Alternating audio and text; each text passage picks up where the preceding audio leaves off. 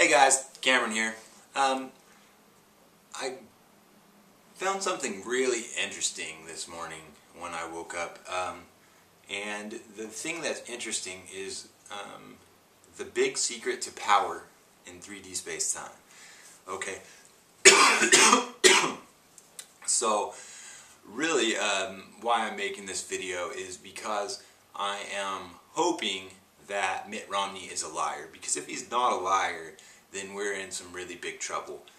The reason being, if you look at usury-based debt systems, meaning central banks that are based on usury, let me go over a list real quick. As of the year 2000, in Afghanistan, Iraq, Sudan, Libya, Cuba, North Korea, and Iran, right? All of these countries had a non-usury based banking system.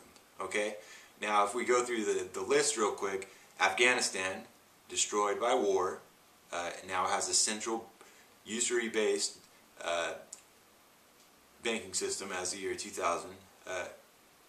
Iraq, destroyed by war, now has a central usury based debt based banking system established. Sudan, destroyed by covert military action, now has a usury debt-based banking system established. Libya, destroyed by war, now has a usury debt-based banking system established. And now, the only countries that we have left are Cuba, North Korea, and Iran.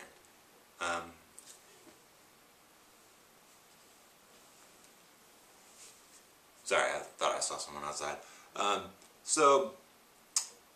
I thought Brazil was on here, but I'm going to have to double check.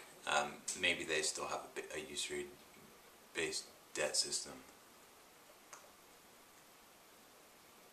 Anyways, so why I hope Mitt Romney is a liar is because Mitt Romney, his top contributors are Goldman Sachs, JP Morgan and Chase, Morgan Stanley, Bank of America, Citigroup, Wells Fargo, basically all of the top banks that are associated with our Federal Reserve and our debt-based banking system, who profit off of wars and enslaving the people, etc.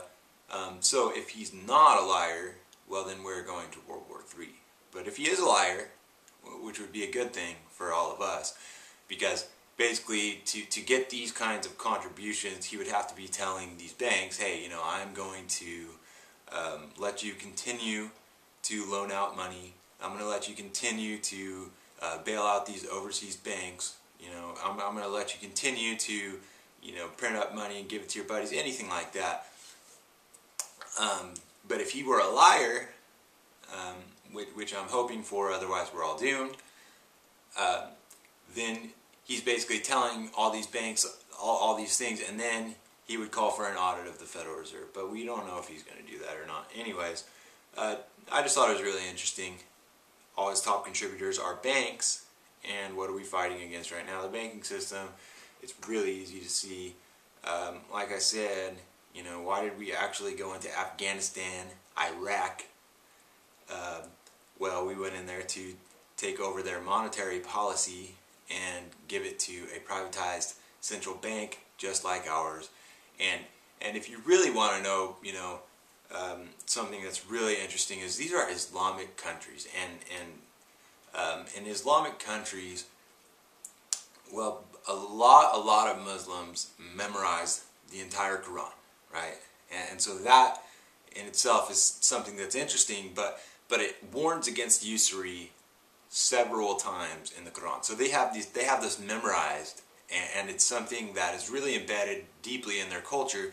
And then we go over there to democratize these cultures, but in reality we're taking over their monetary policy and giving it to a privatized bank, and then we're calling them democratized, which they aren't. They're just like us. We're nowhere near democratized anymore, at least. And so you wonder why these people, these Islamic jihadists, right, these holy warriors, are terrorists. Well, in reality, they're not terrorists. They are people who are fighting for the principles of the Quran because by establishing a banking system in any Islamic country that's based on usury and debt, you're basically calling a war against God, or the God of the Muslim people. And so if you go to a Muslim country and you establish a debt-based banking system, then you're calling a war against God. And so you see these people are actually very logical and very good people, but we're going over there and thinking, you know, the American people think we're doing good, but we're doing no good at all. What we're doing is letting the really rich elite people in this country enslave the really poor people in that country, and it's doing us no good at all, because America itself is not profiting off of it, you know, at all. And even if we were, it'd be absolutely despicable. We still shouldn't agree with it. But what we're doing is really hurting other people. And what I actually find very interesting is Islam comes from Saudi Arabia. Yet Saudi Arabia has a usury based banking system, which is really out of control, like crazy. And we, you know, I'm sure had a lot to do with implementing that, but I find it hard to believe that the people of Saudi Arabia would actually stand for this and actually, you know, let it happen. But it has, and Saudi Arabia seems turning slowly into another little America, or just as bad as America. But actually Iran is surprisingly standing up for Islamic rights, and I really like that about Iran. Anyways, leave a comment if you have a question, anything like that, and I'll see you guys later.